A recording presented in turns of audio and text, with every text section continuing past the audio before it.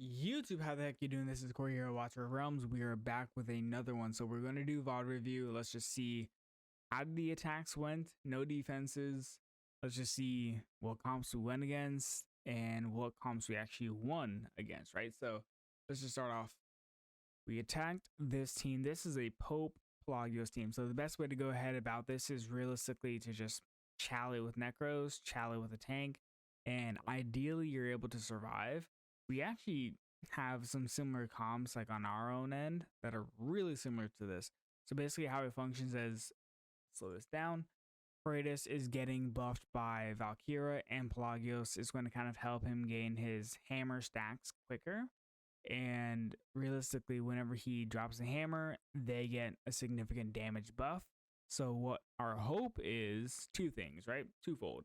What we need is to be able to go ahead and drop the tank, drop the healers, or the Necros first in this case, right? Then drop healers, and we need the tank and these skeletons to actually survive long enough to where we can drop dogs and take it out. So as you see here, we already dropped the tank. Tank's surviving pretty well. The Necro skeletons are also surviving pretty well as well, right? Healers coming up. Healer should heal any second now. 3, 2, there we go. Now here's the thing, right? We have already filled up this board. Brokir's block is done. Pelagios ults. This is all standard. But the thing that's negative is Pelagios did way more damage than what we were anticipating, right? He actually basically takes out every single skeleton, takes out the Necros, and at this point, where it doesn't look too likely that we're going to be able to go ahead and secure a win here. Just way too much, one, freezing is happening, right? And then two, Valkyra and Pelagios are just doing too much damage for our units to really survive. So a little bit unlucky. A little bit unlucky there, right? Pelagios, he ults. He just happened to do way more damage than the Necros and healers could really survive. So it happens, right? The tactic works, right? That's not the issue unless you're going to go ahead and do a bombing run. Then you could like get through it. But a little bit unlucky. I think I actually double chowed him and both times I lost. So no point in going over twice, right? This team.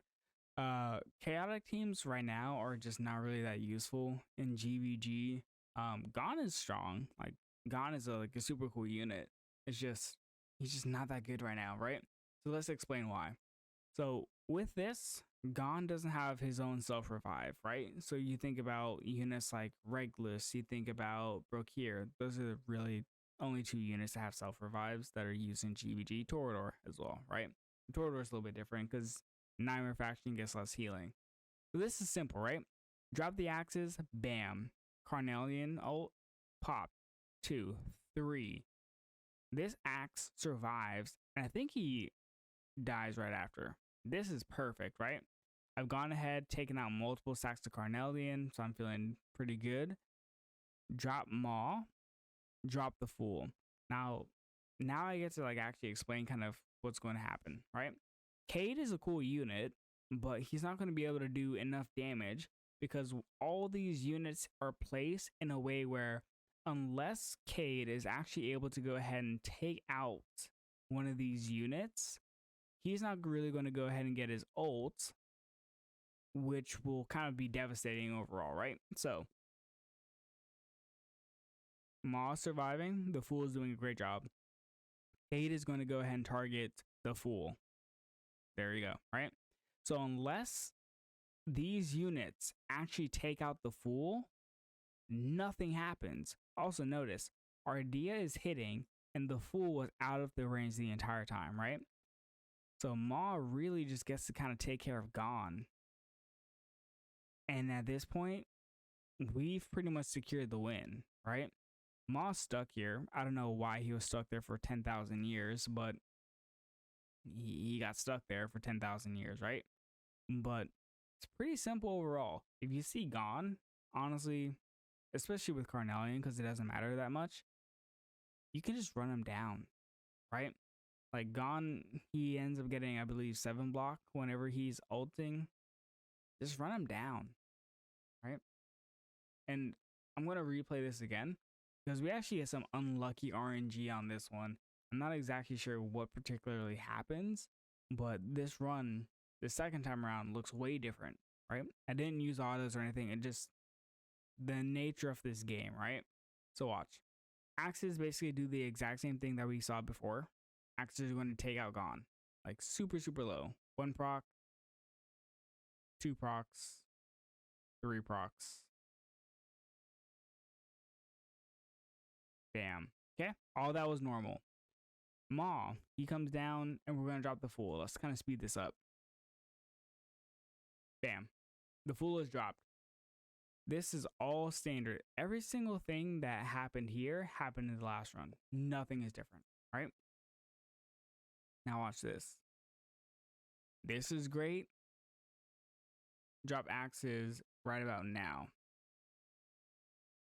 And the reason why I wait to drop the axes is because I don't want the Fool, and this is like a very close timing. I actually don't want the Fool to go ahead and shield the axes, right? Because then Maw could die. And if Maw dies, then this entire run is kaput, right? It just ends. So all this is normal. Ardea, it looks like Ardea just kind of starts doing work, right? All these units are just dying way quicker than anticipated. Boom. So if you remember, the previous run, actually, Maw was able to get all the way to Ardea, take out Ardea. This run looks way different now, and that's why I have the mages as an insurance policy. There's 2 things, right? Cade, magic damage, right? So he's going to go ahead and target one of these 2. But it's okay because they have high magic resist. So they're going to hit Cade. Speed this up. 1. Bam, Carnelian. Orbs popped. 2. And at this point, they're dead, right? So there's only 2 ways to go about this. I'm going to wait out Ardea's ult, right? I'm also going to wait and drop the Fool because I want shields at least on one of the dogs, right? If one dog gets through, then I feel good. I'm basically doing what I can to secure the win. 10 cost. Drop the dogs. Ardea has 2 block. 6 units are coming down. Shield. That, honestly, that shield right there, that shield might have actually won us the round, right? So whenever you get into those situations where it's like, oh, like everything just goes bad, just slow it down a little bit, right? If you have like the Fool, you got some dogs, slow it down, drop the Fool, drop the dogs, and just see what happens, right? So let's see. I know what happened here. This is a Valderon team. So personally, I don't think Valderon teams are that good. I know I lost this twice, but let's slow it down, right? So there's 2 elements of RNG that are incorporated in this team. Technically 3 if you count Carnelian, right? 1, Procure freezes. That's RNG number 1, right? 2, Valderon's AoE hits, his annihilating smash, or whatever it's called, right? That's 2 pieces of randomness. 3, Valderon actually will go ahead and have a higher chance of proccing it whenever he's sub 50% HP. So let's watch, right? Bakir freezes himself. That's normal. Nothing strange about that. All right. Drop the Necro and the Healer. Standard. He hits 3 times. He did his annihilating hit 3 times back to back. 2. Right? At this point, the tank's kind of low. Awesome. So less RNG now. Everything's kind of starting to shape up. Rakir freezes. All these units are going to get frozen now. Right? 1 hit. Took out. 2 hits. Took out. 3 hits. Took out. 4 hits. Took out. 5 hits. Took out. 6. 6. Okay, I can't even. That was like 9. Dude, watch Valderon, right? You know, I'm just gonna end this run. Hold up. Let me show you something. Let me show you just how disgusting that is in terms of probability. So let's go backwards. I rarely do this, but that was disgusting. No, I don't want to buy anything. So I have an A4 Vald, right? Let's just look at it just for a second. What is it called? Not this, not this. This? Where's this hit? Chaotic Annihilation. Deals 350% damage to one enemy and spreads damage to 20%. Right? A lower HP grants the chance. Maximum 50% when HP is below 30. He did it just about 10 times in a row. What? It's like actually insane, right? So that was just straight up unlucky. And I'm pretty sure it actually happened twice. And that's why both runs failed. So that's just a perfect example of RNG sometimes literally just doesn't work in your favor. But I will say that team is kind of disgusting because of how much RNG is like pumped into, right? Brokir freezes, annihilating hits, right? That's kind of nasty when you think about it. Could definitely like hit 999, right? Jackpot. Just deal with anything, right? Or you can hit 000 and then you just get ran through, right? So RNG. Okay, simple. I love these teams. Every time I see these teams, I just get happy. This is a interesting variation of kind of like two comps in a way. This is similar to a normal like Praetus team, but it's lacking Pelagios. But it's also kind of similar to like how an esoteric team would kind of function because you see Ezreal and you see Anora. So it's just like a mix match of like two different meta comps.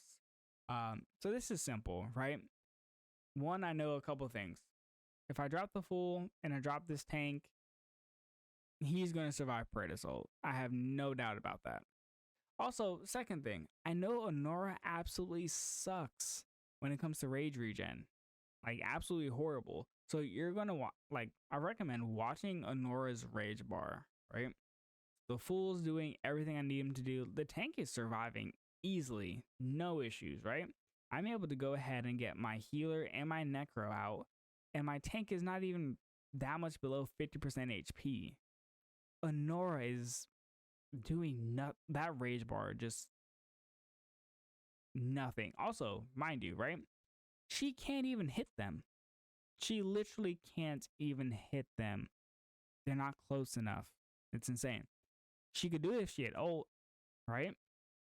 But she doesn't. She is gaining no rage. So, the dogs are coming through now at this point. They honestly just might snipe. Yeah, they sniped Valkyra.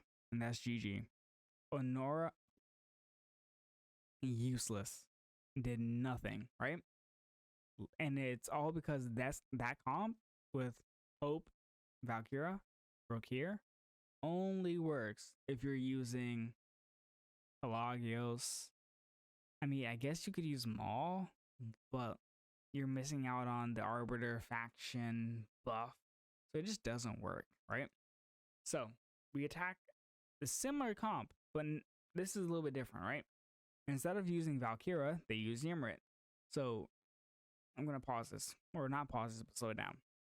This is once again a mismatch of two different meta comps, right? This is once again all the workings for Esoteric team. Like literally all the workings for it.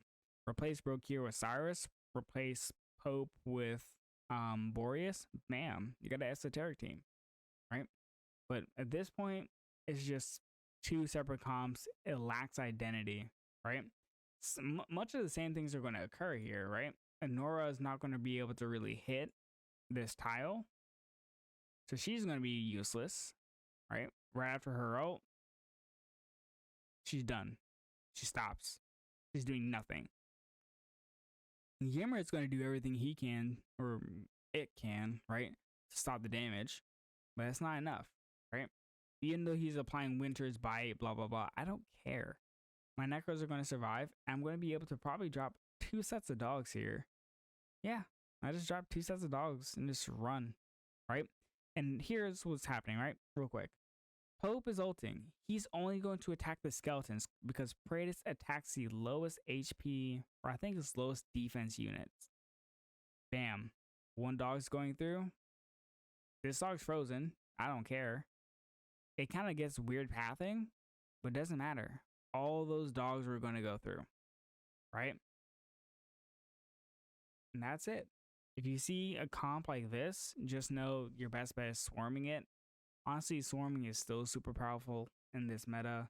Running units down, like Nightmare units down with Axes, Shadowcasters, or whatever have you, right? Still works. But yeah, whenever you see a comp that just is mixed match of like Esoteric and Popes, or Chaotics and Northerners, like whatever, if it's not like a full on like rounded out composition with Praetus, just run it down. Just use a swarm, and I promise you, you'll probably win. And even if you've seen an esoteric team, like a full-on esoteric team, do the same thing. Esoteric teams are pretty weak, kind of in a weird way. They're kind of weak to swarming because they're so ult reliant, right? Anyways, if you see a mixed comp, just run at it. See ya.